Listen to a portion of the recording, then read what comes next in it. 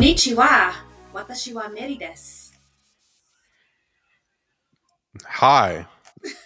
And you're listening to the Watch That Joan podcast. You're not going to say who you are? Oh, I'm James. I don't know what you're saying in You Japanese. heard me say Mary.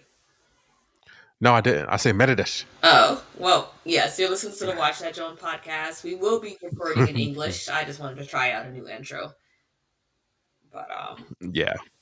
yeah. Well, hey guys, we've been hustling the past few days. We released the episodes of Sinners yesterday, and we also released the third episode of The Last of Us. And today we recorded the fourth episode of The Last of Us Day 1. So we're doing our best we can to give you your content when you need it, how you need it. So we're really excited to get to this episode and excited that you join us once again. Absolutely. So today's episodes is a continuation of The Last of Us season 2. We are on episode day 4. We're on episode 4 called Day 1. So yeah, you ready to get into it? Okay. This episode first takes place back in 2018 in a Seattle quarantine zone. Federal troops in an armored truck retell stories of a seemingly ruthless man named Greenberg. Their sergeant, Isaac, chides them for their flippant chatter right before the truck comes to a halt. Their path is blocked by a school bus, and Wolf members slowly approach them on foot. Isaac gets off the truck to confront the Wolf members and has one of his men come with him. After a swift exchange between Isaac and a woman called Hanrahan, Isaac walks back to his men in the truck, throws a live grenade inside, and shuts the door, killing everyone inside before they had the chance to even process what was happening. He even guns down the driver, who the grenade's blast couldn't reach. Hanrahan welcomes Isaac, and Isaac then turns to the last surviving Federal soldier and tells him to choose. First thing This first. scene was hard. Is And that shout Josh out to Peck? Jeffrey Bucket. That I know it. I knew it was Josh Peck. I said the same thing. Like, yo, that's Drake and Josh. That's Josh Peck. Mm-hmm. I noticed him, and then I never heard him curse so much. I know. Well, yeah, because we just see him on Childish on Drake and But you Josh know, he cartoons. was in Oppenheimer. He had a very small role in Oppenheimer. I don't know what's up with He him just was. making cameos really quickly. Yeah, no, he was. I think childhood stars either the career like shoots off or they kind of get stagnant. Mm.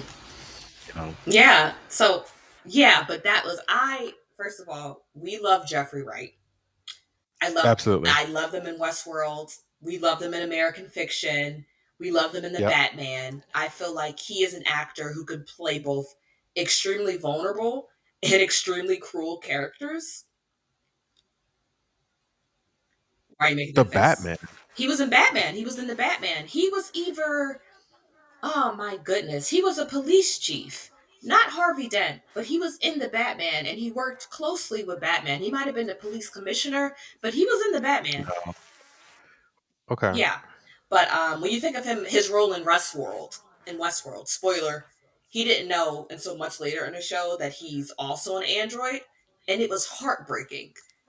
And then we think how callous he is. He is here, throwing a grenade in the truck with his own men he's probably been fighting alongside with for months, and they look up to him and they respect him, and you blew them up with a grenade, so it can be very callous.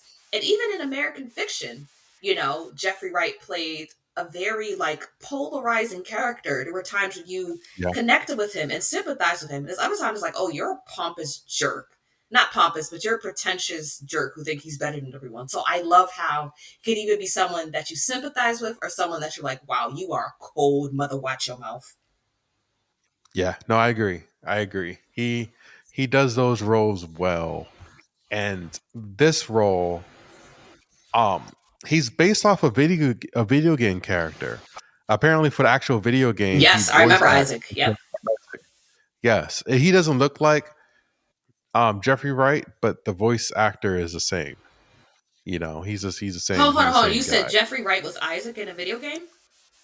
Yes. What? That's so Yeah. cool. So they brought him back. They brought him Oh, back. that Yep. is so. That's too cool. I didn't know who Jeffrey Wright was. I didn't know who he was back when I played the video game. But I remember the character Isaac, and he was the leader of Wolf, and he was ruthless. He was ruthless. But Yeah. as far as the soldier who stepped off the truck, the one soldier that Isaac spared, I know you don't have much of a choice, but what would you have done if you were him? S- uh, so he's the one who asks why do they call the citizens voters, Mm, right? And when they were talking about the Greenberg story. hmm And I that's guess when Greenberg was Isaac, like another federal sergeant or something. He was kind of yes. a D head. Yes. And so Isaac, he essentially was like, they called them voters because we took away their right to And as vote. a black man, that And hits hard. exactly. And we mocked them. And when he said that, the soldier was the only one who was like who understood it. You know what I mean? And it Hmm seemed like that he could be taught. And I think that's why he saved him. Yeah, exactly. But Yeah, he said everyone else is thoughtless and just like Greenberg. yes. Yeah. Yes.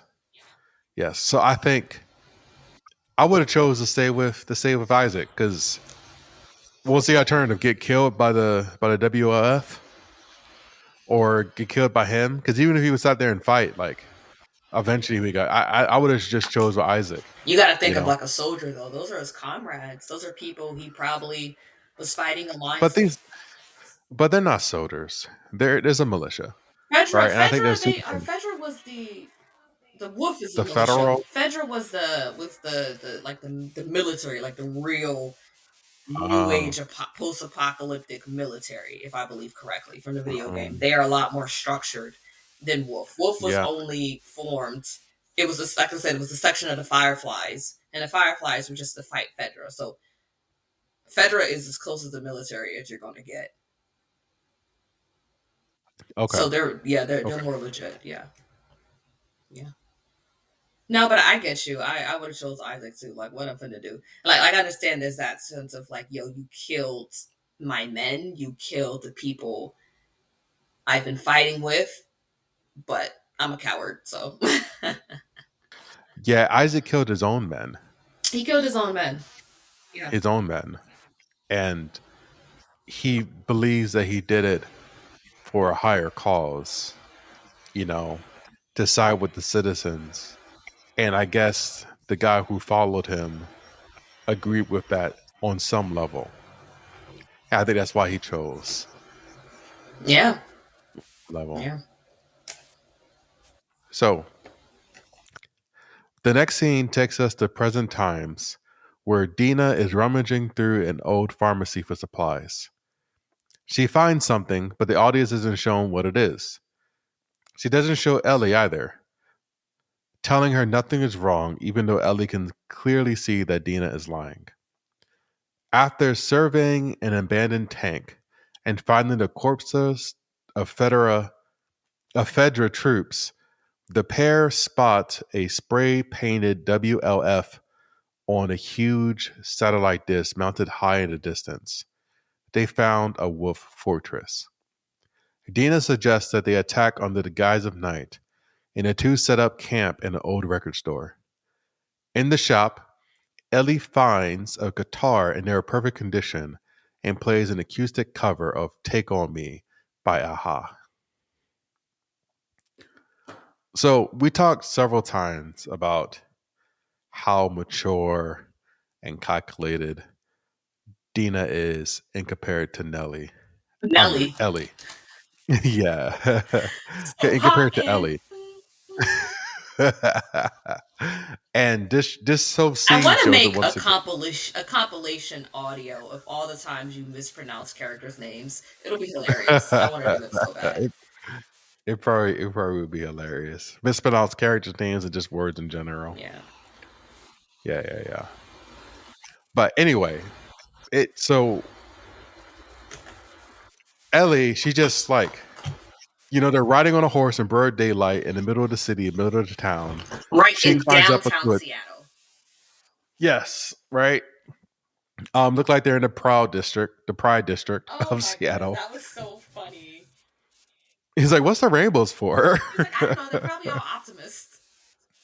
But Yeah, that's like funny okay, the because Pride I'm Flag. like, you know what DYKE means, that derogatory term that Seth called you a few episodes ago, but you don't know anything about pride. So it's we were right when we wondered, hey, in this post-apocalyptic world, have we regressed as a people as far as like acceptance of sexuality, gender, race, blase, blase? And it seems like we have, because it's crazy that you know the derogatory term for how you describe yourself, but you don't know about pride. Yeah, you don't know that at one point, that like you were celebrated, and took pride of like your sexuality and They everything. probably So burned yeah, all the history books saying that. Like yeah, radicals well, probably burned history books. I can see that. yeah, they're trying to do that now. We keep talking about it. Mm. They're trying to get rid of history books now. But um, anyway, what I was trying to get at, you keep cutting me off, is that Ellie, she is reckless. She jumps into that tank and she makes all the noise, right? And she's just like, "Hey, let's go run after let's go charge the Wolf Fortress and take them on," because they said they were exactly where they're at. And Dina's like, "Hey, why do you think they put a sign up that big?" Exactly. And Like, girl, Ellie's that's a huge. huge sign. You real That's a huge sense. sign. Come on. Come, you'd be kind of an idiot. You're taking the bait. Exactly. You're taking a bait. They're saying, "Come at us. You can't stop us." Right? And You have to it's be like able you to said, back up what you're talking. You know what I mean? Like, if you have a sign that big, you're able to back it up.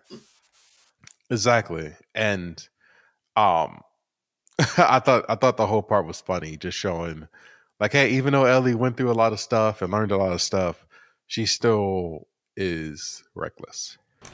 Yeah, even, and Dina's, like you said, she's very calculated. She even found a place for them to hide Shimmer well before their conversation even began.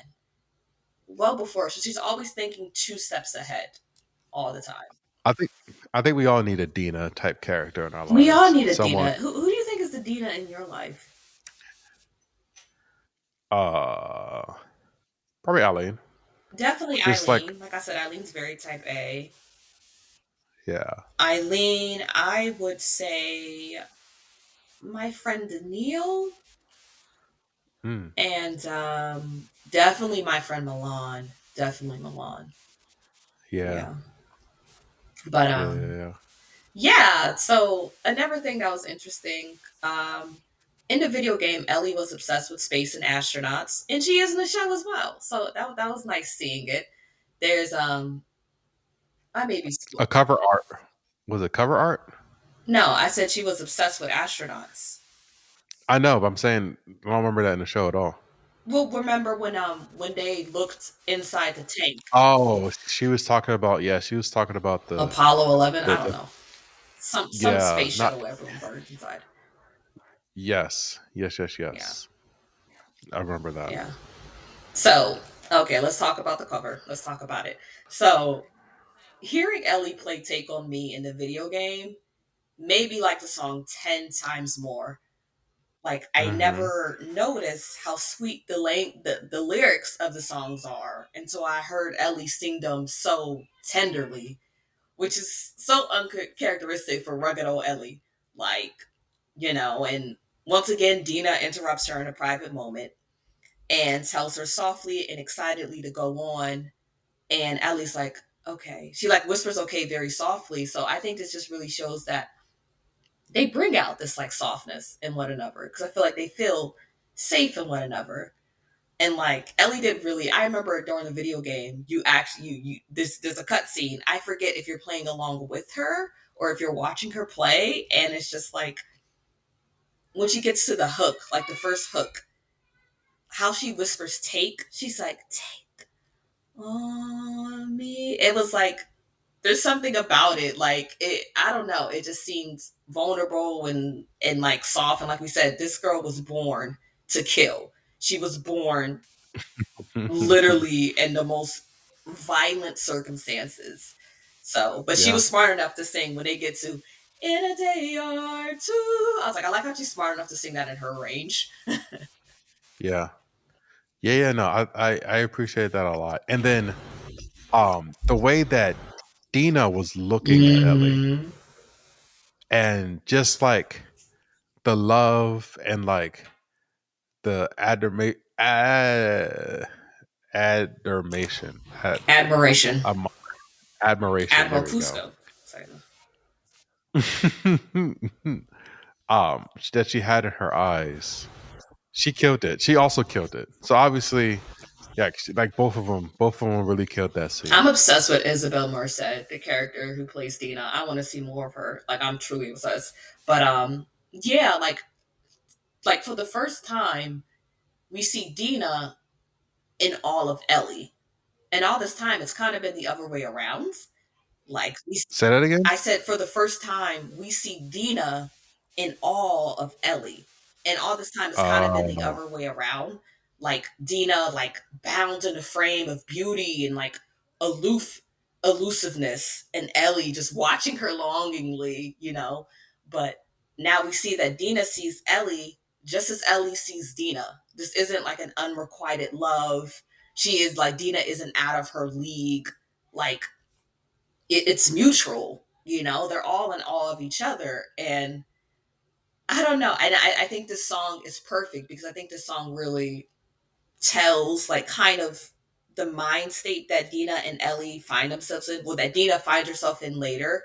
Like this part of the song is like, needless to say, well, I'm gonna say it. Needless to say, I'm odds and ends, but I'll be stumbling away, slowly learning life is okay. Say after me, it's no better to be safe than sorry. And to me, it's like Ellie kind of saying, like, take on me, take a chance on me. Like, and I think when what's she said something. Oh, and then when Ellie says, I'll be gone in a day or two, the second time she sings a hook, Dina's face looks pain. Like yeah, that scared me. I just your camera froze, and then mom just popped up Is behind this you, and that insidious? I didn't even hear you walk in the room. I know she's You like want to over say there hi, floating. Mom? My microphone isn't working, so they can hear you. You can say hi. Say, say Hi hi, mom. everyone. They can't see you. This is my mom. She walked Hi. in the Hi, middle of mom. recording, and I did not hear a thing. Hi. I heard you singing outside. That's fine. Hi. Hi, Walking mom. as softly as a cat. I heard you singing outside. All right. Well, Mom, don't you got to get out. We got to finish. Mom. I like the piano. All right. Could you leave? Thank you. No, I don't. Bye, mom. Bye, They can't hear Mom. me. All right. Everyone can Bye, hear you. mom. Bye. Bye. Well, quiet because if you put notice. Okay. I was going to be quiet. I did not know this lady was behind me. What was I saying? She, yeah, like I said, your camera froze, and I just saw her. I was like, oh my god, what is that behind you? Like this. Anyway, but yeah, like when, like I said, when Ellie says, I'll be gone in a day or two, Dina's face looks pain. And yes, this could be about Joel. Definitely, the song is about Joel and Ellie and Dina missing Joel. And, you know, because she's playing something that Joel taught her. Joel taught her how to play the guitar. Exactly. But Mm-hmm. I think this is Dina saying, like, yo, we've embarked on a mission that's practically suicidal. I could lose her at any moment. It's now or never. Oh, the things that you say. Yeah, is it live or just to play my worries away? You're all the things I've got to remember. You're shying away. I'm coming for you anyway. Take on me, take on me, Mm-hmm. take me on. I'll be gone in a day. Take me on. Yeah. So There's yeah, a sense of you're right. urgency in It the does song. sense of urgency, and you know they literally could die the next day. So it's real. It's real. The following scene shows Isaac in a restaurant kitchen. He uses a scalding hot pan to torture a Seraphite who's completely naked, covered in blood and bruises, and chained to a wall. However, despite his agony, the Seraphite doesn't tell Isaac what he wants to know: where and when the scars will attack next. Isaac gives up and delivers a fatal shot to the scar's head. Two wolf members guard the door, and one of them is a soldier that Isaac spared 11 years ago. When he notices the horrified look on his colleague's face, he simply says, the scar got what he deserved. So yeah, this dude is he is Team Isaac all the way. So when the scene first opened up and Isaac is talking and cooking on the stove, Eileen was like, "Who is he torturing?" Exactly. Exactly. like I knew absolutely that he was torturing somebody, right? Because how the way as the camera is pans, we don't see the other side of the room. We don't Yep, hear any exactly. responses. So we know it's sinister.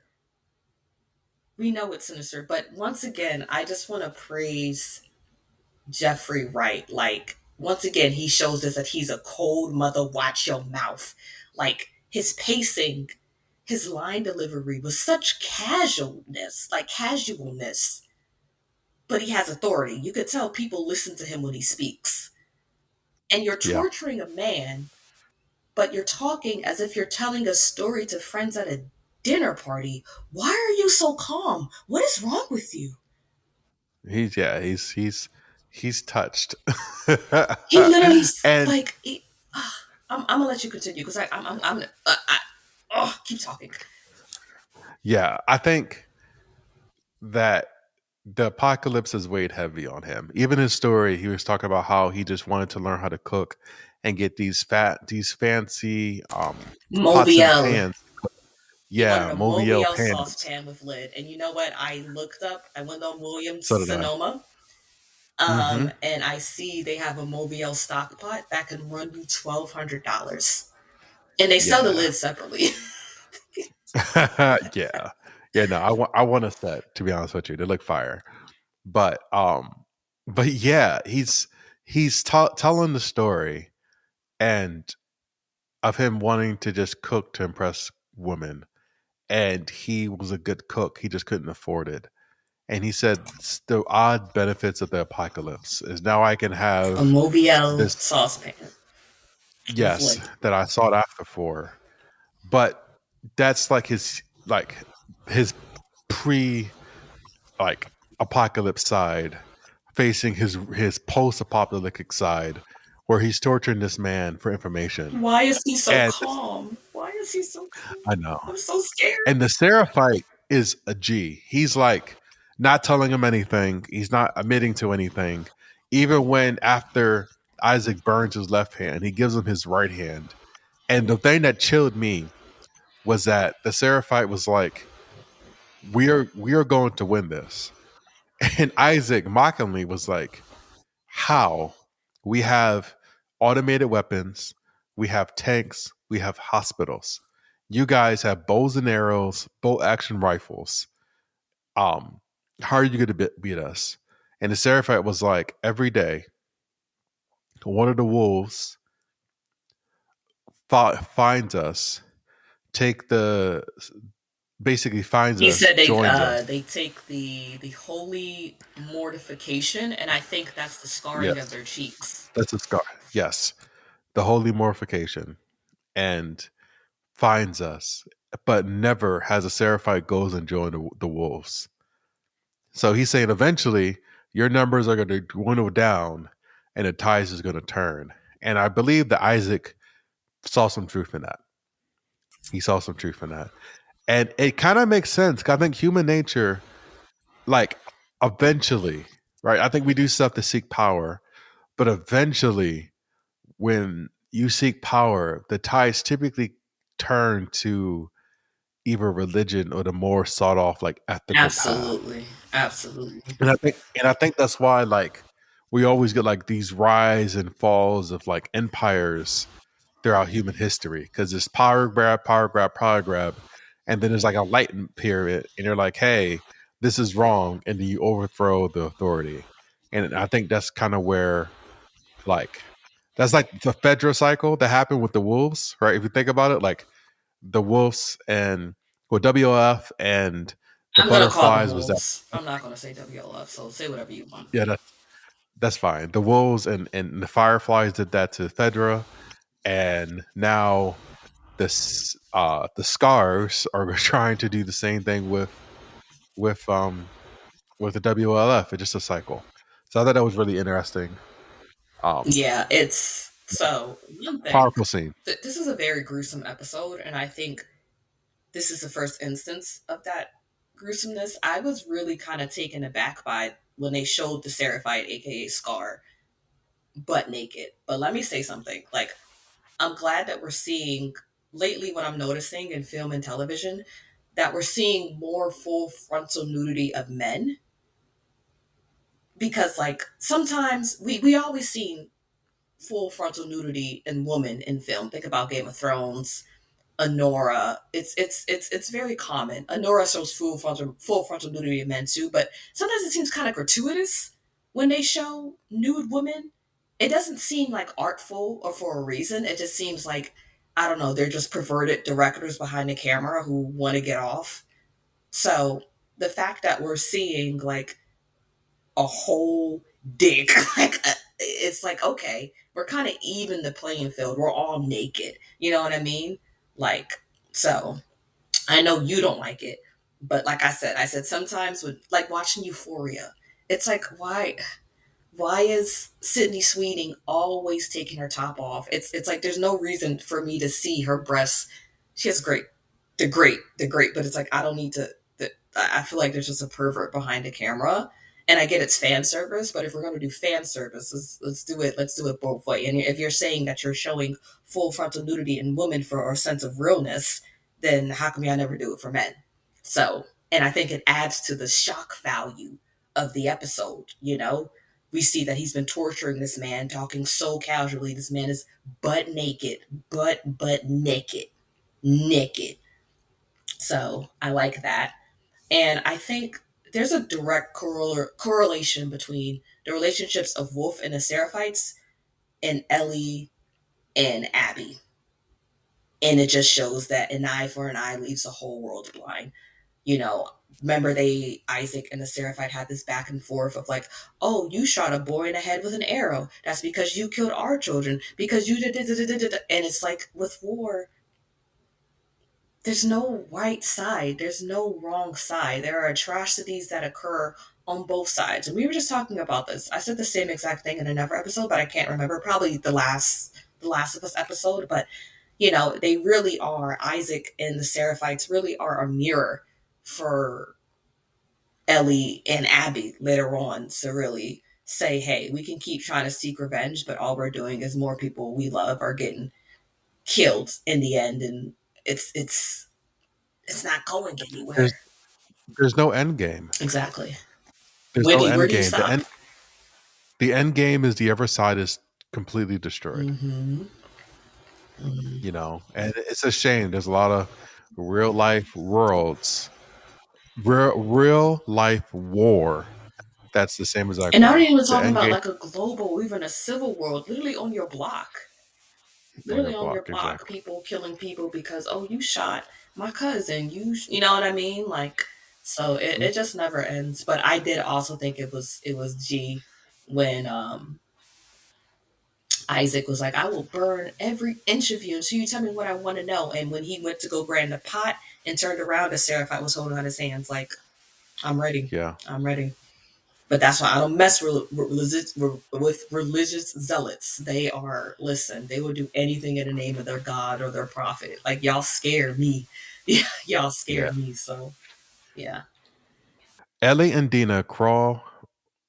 No, okay. Time in. Night has fallen, and Ellie and Dina enter the wolf fortress through a broken window. They quickly they quickly stumble across a gruesome scene. Wolf members arranged in a circle, hanging by their necks in nooses. Their wrists have been bound cruelly with barbed wire, and their entrails have been torn from their stomachs, swaying slowly in sync with their bodies. Dina retches at the sight, and Ellie realizes that the scars are responsible. They quickly take cover as they hear more wolves approaching. Ellie and Dina get separated, and Ellie is forced to attack a man. She has the upper hand, but another wolf hears the struggle and comes to aid his comrade. In the nick of time, Dina catches up and shoots the second man before he can attack Ellie. Ellie then quickly kills the other wolf, and her and Dina escape through a window. out into the pouring rain.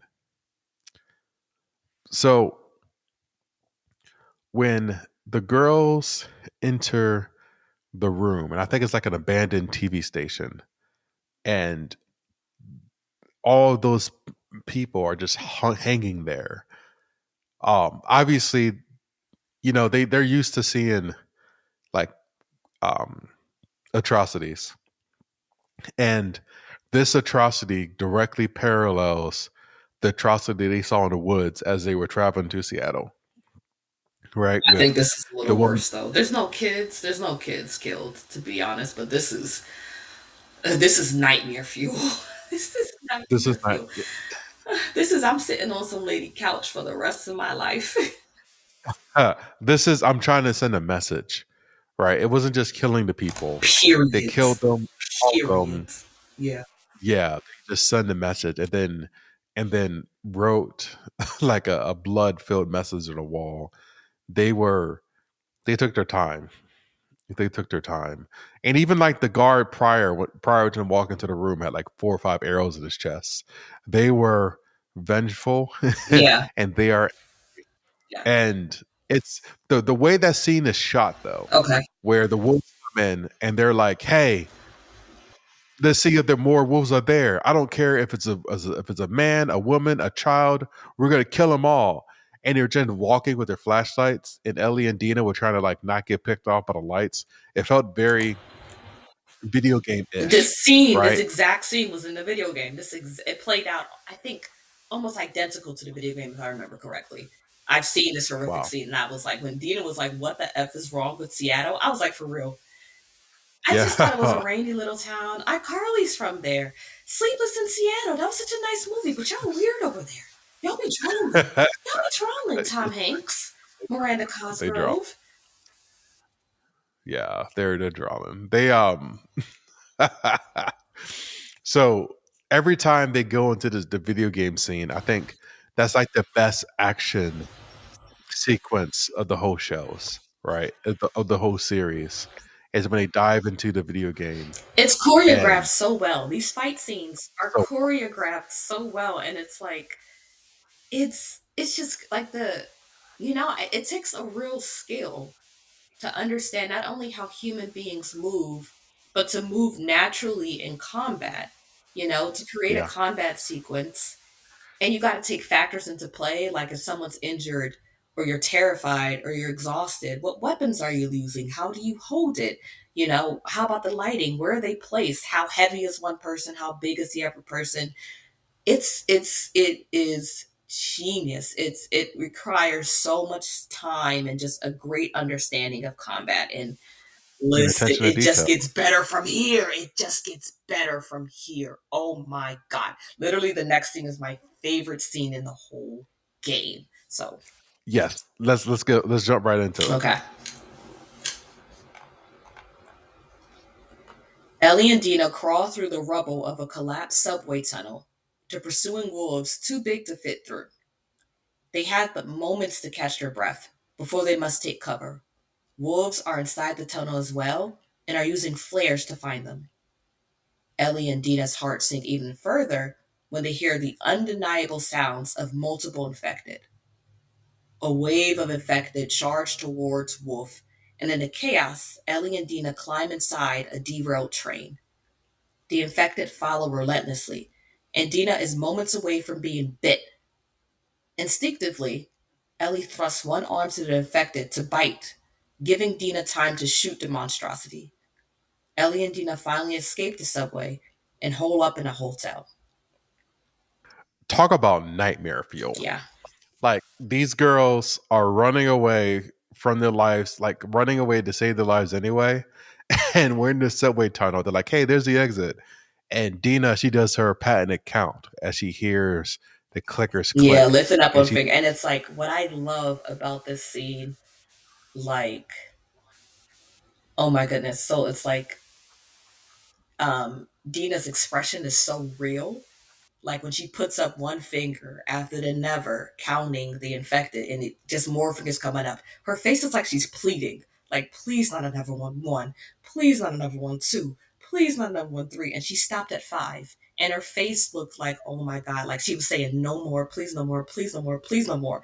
Like she didn't even want, like she, how something is so bad and you know it, but you don't want to admit it because it makes it real. It's like, please, no more. Yeah. Yeah, that. And then you can tell Ellie's breath is getting faster with every finger that goes up. Like you could, she's like, okay,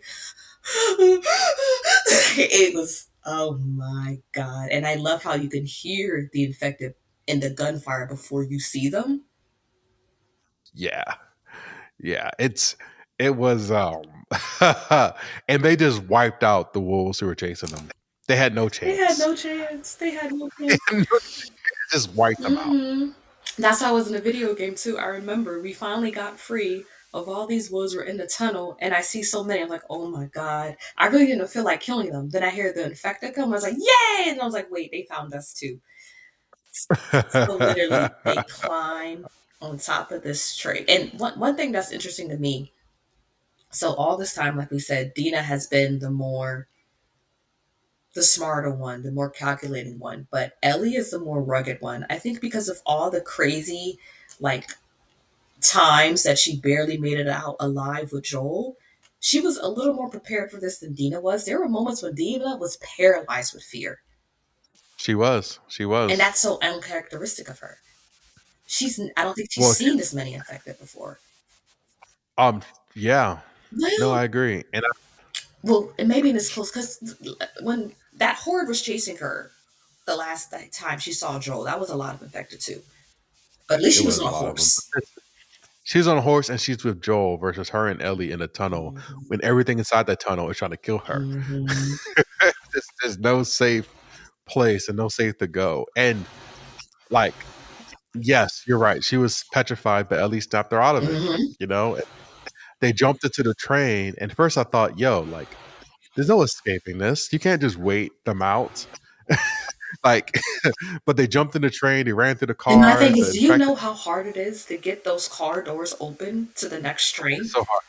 It's so Mind you, hard. that train's probably been derailed for since 2013, since Outbreak Day. For like it's like a decade. You know how Yes, hard it is at to least. get those doors open? Yeah, they're so hard. Even on SEPTA, have you ever walked through the trains on SEPTA? Have you ever done that? Yeah, that's what I'm talking about. Walking through the different train cars. Like, Have you ever done it? yeah, who hasn't done it? Okay. Yeah. Yeah. Like that scene Yeah. is so frantic and desperate and claustrophobic. I Yes. love it. I Yeah. love It's it. it's Like, it's it is incredible television. And then when they finally get well, wait, out, wait, wait, wait. I'm just want Bella Ramsey and Isabel Merced, like they just like I said, like the time it takes to really coordinate combat, but their expressions still they seemed absolutely exhausted and terrified. They were hyperventilating, like when there's one point where Ellie falls and she drops her gun, and there are literally infected busting through the windows of the train car, and she's like scrambling for her gun, and she's just like she makes a noise like like a whimpering puppy, like a scared little girl. But Dina's able to shoot them and like help her up. But it's like y'all couldn't tell me that y'all not in this situation in real life. yeah, Yeah, yeah, no, it's yeah. crazy. But like you said, we were talking about it early today. I'm like, okay, okay.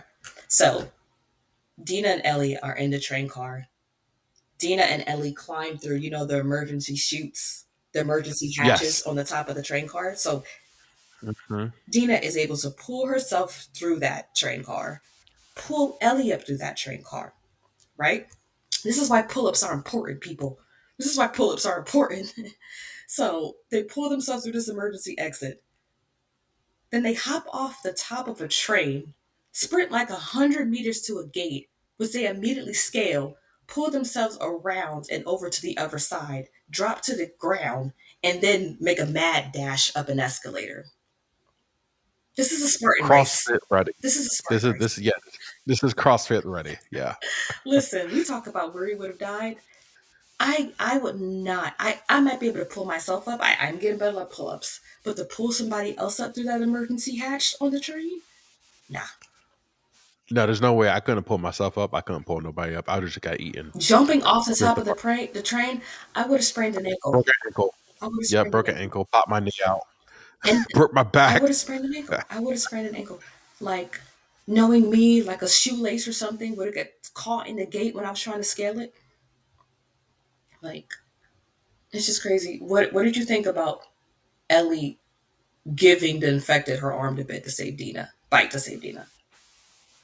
She's a G. She's solid. She couldn't get to her gun, and it was a second nature. It reminds me of we used to. It reminds me of when we used to drive with dad and mom, and we were in the front seat, and they had to brake immediately, and they put their arm out immediately to brace us, right?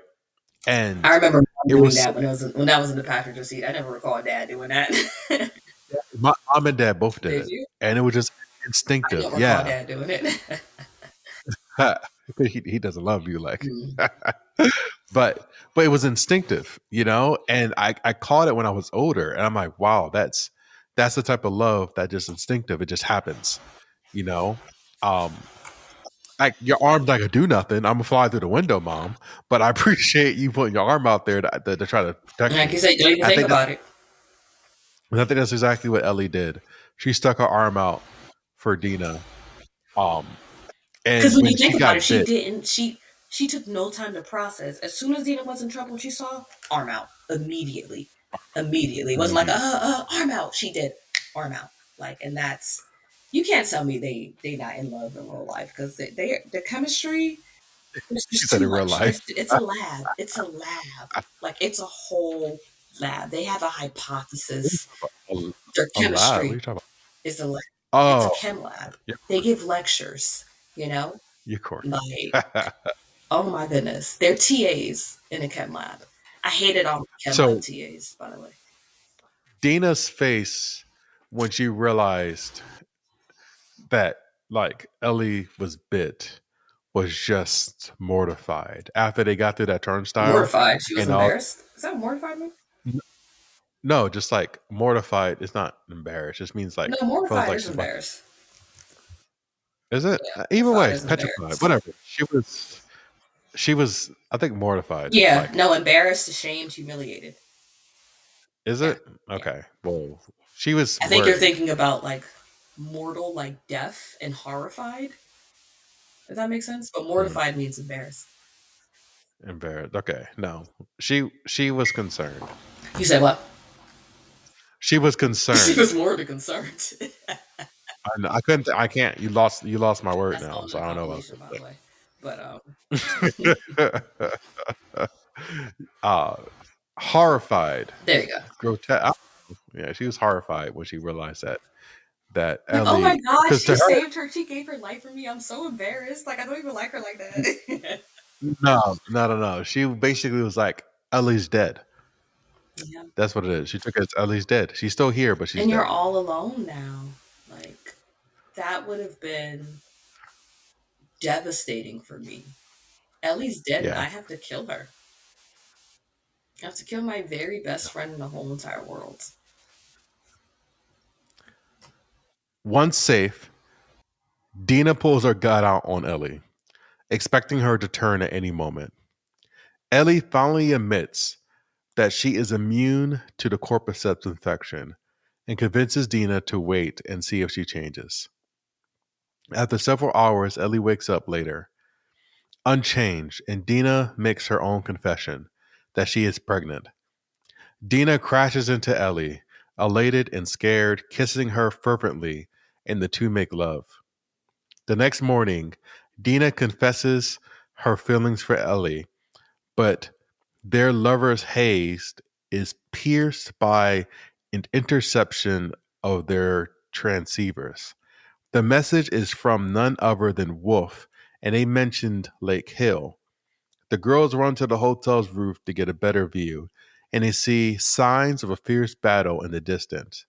Lake Hill is among the fray. Ellie tries to convince Dina to stay behind, but Dina refuses, grabbing her hand. Together, she says.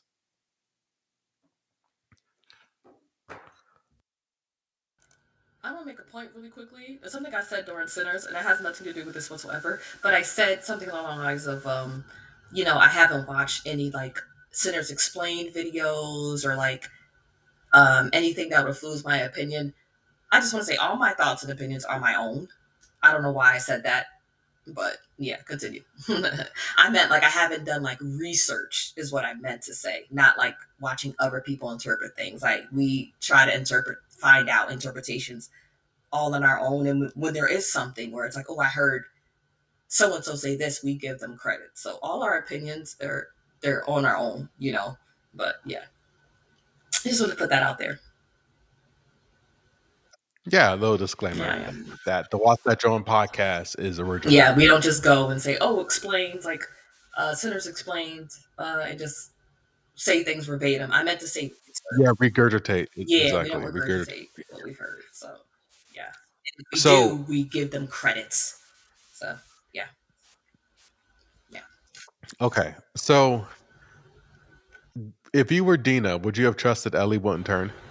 absolutely not. There's Dina is the only infected person that we know of. There are no other affected that we know of. Absolutely not. But Wait, say that again? Dina's the only infected no, person sorry. that we know. Ellie is the only immune person that we know of. Yeah. We have never heard of anyone who was immune to the cordyceps infection. I think,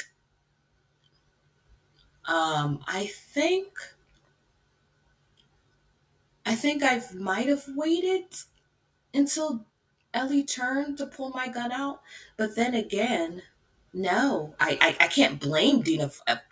Absolutely not. But I feel like No, Dina is because so it's equipped it's at killing infected. I know she just ran from like every infected, like a horde of infected. She's probably sick of them, but she's so equipped at killing infected. I think I would have waited until I saw signs of changing and then pulled out my gun. But like I said, I listen. I get it. no. I think the unwritten rule is if I get infected and I'm still alive, kill me before I turn. They want to be human when they die. They want to be human when they die. Kill me before I turn. Don't let me turn into a Okay. monster. One thing that was so Right? And funny, it was sweet. Ellie was like, "I would die for you. I would, but that's not what just happened." And then when Dina did put the gun down, she was like, "Dina, don't fucking shoot me!" I started cracking up. It's like, "Yo, don't fucking shoot me!" It's like it sounded like she was saying, like she was talking about something completely different, but we're talking about shoot. You know what I mean? Like it just sounds like yeah. I don't know, like don't do that. Like don't fucking shoot me. Like that. That's how comfortable they are with violence in this world. It's like you know. But even when I think about Dita made a joke when she came out of the pharmacy. She got on Shimmer. She's like, "All right, let's go kill people." And I was like, "Huh? You guys, you guys That's for really the are. You guys are hit like you really set desensitized. out to kill people, and you guys know this, and you don't think that's weird." Like, Yeah. but I thought so after Dina LA doesn't change and they had their intimate scene. It was funny when Ellie was like, "So you're pregnant, huh? So that means I'm going to be a dad." Right? And I'm like, "Ellie, how is that your I baby? thought Like that that's too. not I'm like, yes. that's not your I'm baby, like, Ellie." okay, girl, like Dina's not with Jesse That's anymore, but that doesn't mean that Jesse isn't still very much the father. You're the outlier here. Like your you're the outlier. stepdaddy. You're the homemaker. Because she was like, Yeah, oh, that means it's our baby. Oh, and I guess Jesse's too in a way. And I'm like, girl, what? No, that's Jesse's baby. And you can be a part of the baby's life and be a father figure, but that's not your damn baby. Like, hilarious. but also something that I think that was so funny. Um, what did she say? Dina's soul type A. Of course, she took like 12 pregnancy tests. But Dina pulls them out, all of them, and she's like, I saw a pregnancy test and I peed on it. And Ellie was like, you peed on it? And Dina was like, that's how it works. I don't just randomly piss on stuff. Because, Ellie had never seen a pregnancy test. She was like, you pee Mm-mm. on it? And she was like, yeah, you think I just piss on, like, just randomly pee on things? But, I, So after I guess after they hear the radio and they run upstairs and they see the war literally happening like a few miles away. What, like, in my opinion, right? If I was Ellie and I saw this war and I knew that the woman that I love is pregnant, I'm turning around, and I just barely survived encountering 8 of those soldiers, or like, you know what I mean, like half a dozen of those soldiers plus the infected. I'm going home, Have you but seen? instead, You've never seen someone beat your daddy to death with a golf club.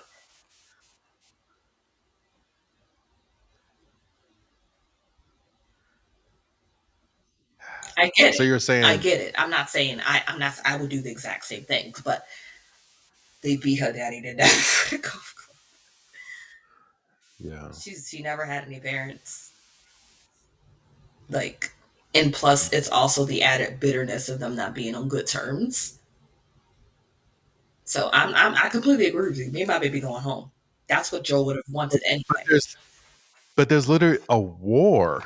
Yeah, it's crazy. They're crazy. They're crazy, Jim. They're about that life. They're about that life. They are used to extreme violence. They Yeah, not cut from the same cloth as you and me. I'm sorry. They're just not. yeah. But I get you. I would have gone home too. But watching the sex scene, I was kind of uncomfy because I'm like, "Ugh, that's your best friend." Like, I don't know, me, I'm so awkward. Like, even if I don't know if I was like in love with you this whole time. It's so funny because Ellie was like, Dina was like, I knew you were into me. And Ellie was like, what? I thought I hit it pretty well. And she was like, you absolutely didn't. Like, I knew you liked me for a long time. But it's like, I don't know. It's like, I don't think I would. I know this because I literally am engaged to my best friend. And it was kind of awkward for me. It's like, what? Like, ew, we friends. Like, get away from me. Even though I really, really like you and I wanted this for a long time. Like, this is this is weird, but I think how the way they stare at each other, like I said, you can't tell me these two aren't in love IRL. Like they're doing something. They're cittering. They're doing something in real IRL. life. Oh, No, okay. you can't tell me. But one thing that I noticed in the game, I don't remember Dina explaining why she suppressed her bisexuality. Like I think it's a nice touch in the show. Don't get me wrong, but I like how in the game it's just like we have to accept it. It's like she likes girls now, deal with it. Where do you remember what she said in the show about um why she never So, really something basically, she told her mom that she liked guys and girls, and her mom was like, "No, you just like guys." mm-hmm. And she was ashamed about it for a while, and she tried it with Jesse, but it just didn't work out. Yeah. He said I try to make She things work for Jesse because I like him. I do. I think he's a really good guy, but he wasn't the one. And sometimes it's like that. You're with someone and it's like you're good enough, but I know Mhm. I could love somebody more, you know? And I think that's what it was. And like you said, she was just trying to make it work and trying to be straight. But yeah, yeah, it's time to take on a gay. So what would you rank this episode, Mary? This episode is an extra extra large bag of popcorn. Like I said, everything was just we have the emotional pool of the show. And then we get to it. Like I said, they said they was going to get us infected, and they did. And I enjoyed watching So this many. scene of them in the train as much as I did playing that video game. I rewinded back so many times. I remember playing the video game, mouth agape, like I can't believe this is happening. I can't believe y'all went this hard, and I can play through it. I'm so Yeah. scared, but I'm having so much fun. But I am so scared, and it was like, oh yeah, I get why this game has all these accolades in the world, and they brought that. Even though like I said, it's I didn't say it, but it's a lot. I was kind of worried that it won't feel the same as immersive as it does as to me playing it. Like, what do you mean? I am Ellie in the game. Y'all can't top that, but they did. It matched how I felt. It was chef's kiss. A 10 out of 10. Watch that, John. Watch that, John. Watch that, John. How about you? 100% agree. I haven't played that scene in the video game, but it made me want to go and buy the they made like a So you've been like saying a re this. We're on the fourth they made episode, and you haven't they done made two. So like I think you're a liar. a what, a readopted, basically a high dep version of A like the remastered season version, yes, for the PlayStation 5. That was thinking about downloading and but you playing. won't. And I probably won't. But I'll probably pay for it. I'll probably buy it probably won't play it. But no, I agree. This is also a jumbo bag of popcorn, right? It is. It's. I thought that I didn't know they could top the second episode when the horde attacked the town, and I thought this was even more petrifying because it had the main characters in it, and And it they seemed like didn't there was rip no off Game of Thrones. yeah, and it seemed like there was no hope. And I feel like shows that are hopeless, it just kind of brings a new light. Like, dag, yo, they're really about to die, you know. So yeah, I'll give it a jumbo bag of popcorn. And I'm so excited for the next episode this upcoming Sunday. Yes. Thank you so much for tuning in, guys. James, tell them where to find us. Yeah, thank you for listening to another episode of Watch That John podcast. You can find us on YouTube at the Watch That John podcast, on Instagram at Watch That John, and you can listen to us on Spotify, Apple Podcasts, or wherever else you listen to your favorite shows. Until next time. Bye.